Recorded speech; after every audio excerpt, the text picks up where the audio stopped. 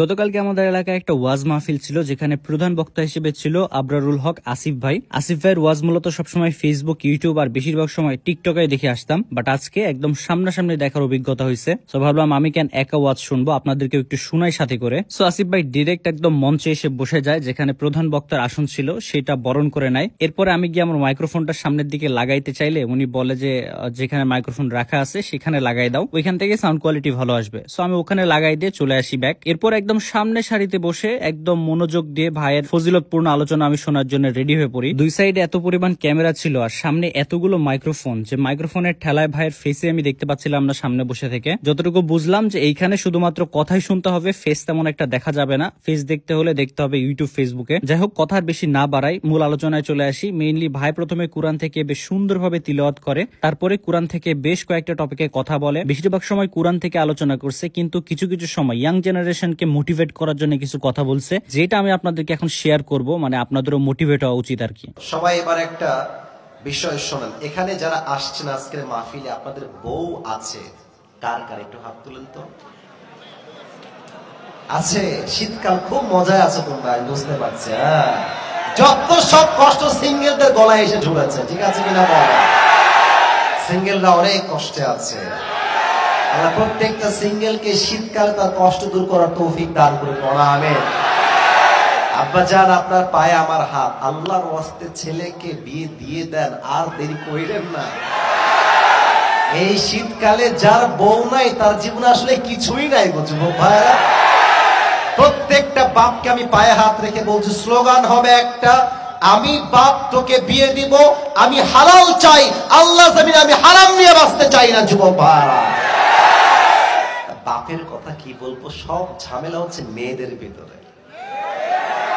মেয়েরা বলবে যে টাকা নাই, না টাকা থাকলে টাকলাকেও কিছু মেয়ে বিয়ে করে ফেলে যুবক ভাইরা আজকালকার বাংলাদেশে। আল্লাহ এই মেয়েদেরকে হেদায়েত দান করুন, সকলে জবান খুলে পড়াবে। আর আরেকটা কথা বলবো, রাগ টাক না করলে বলবো না, বলা যাবে না।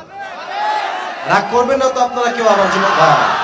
আমার কথা কি জানেন, এই যে বাবারা আছেন এদিকে ডানে, মাঝে অনেক বাবা বসে আছেন, চুপচাপ ঝাপটি মেরে বাবারা বসে আছে। আপনারা ঠিক বলো না, আমি বলি আব্বা যান, এই যে আপনি কথায় কথায় করেন, পায়ে দাঁড়া, ইনকাম কর, 1 লাখ কামা, তারপর তোর বিয়ে হবে। আব্বা যান, আপনার কথা বলি, আপনার ছেলেকে আপনি বিয়ে না দেওয়ার জন্য যদি আপনার ছেলে রাজশাহী গিয়ে পার্কে প্রেম করে বেড়ায়, প্রত্যেকটা ড্রাইভার কিয়ামতে আপনাকে বহন করতে হবে। আব্বা চান, আপনি বিয়ে দিয়ে দেন, বাপ তোর কি লাগবে, 1 বছর আমি তোকে দিব, যা 1.5 বছর আমি তোকে দিব, যা তোর যা লাগে আমি দেওয়ার ট্রাই করবো, তুই নিজের পায়ে দাঁড়া, ট্রাই কর, ইনকাম কর, ব্যবসা কর, জব কর, বাট বাপ তুই হারামে যাস না, হারালে থাক জীবনটা ভরে।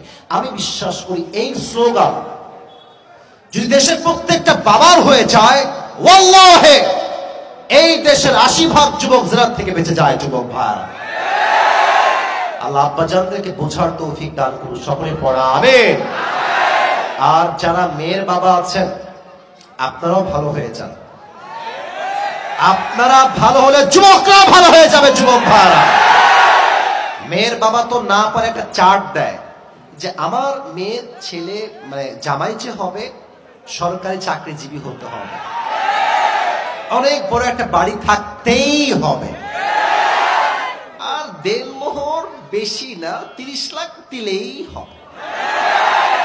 Very normal. ওরে বাপরে, 30 লাখ তোর বাপ কোন দেখছে রে?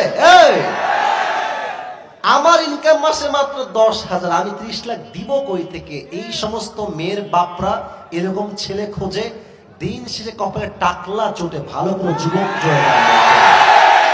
এই সমস্ত বাবাদেরকে হেদায়েত দান করুন, সকলেই মন খুলে পড়া আমিন। আর মেয়েদের কথা বললে মেয়েরা আমার উপর রাগ করে, তাও আমি একটা কথা না বলে পারছি না।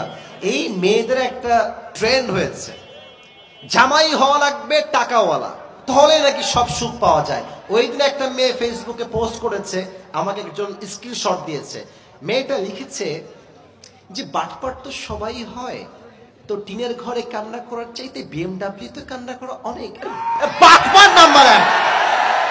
এরা হচ্ছে উপরে পুরোটাই ফিটফাট, ভিতরে পুরোটাই সদরঘাট যুবক। এদেরকে হেদায়েত দান করুক, আমরা সকলেই মন খুলে পড়ছি আমিন।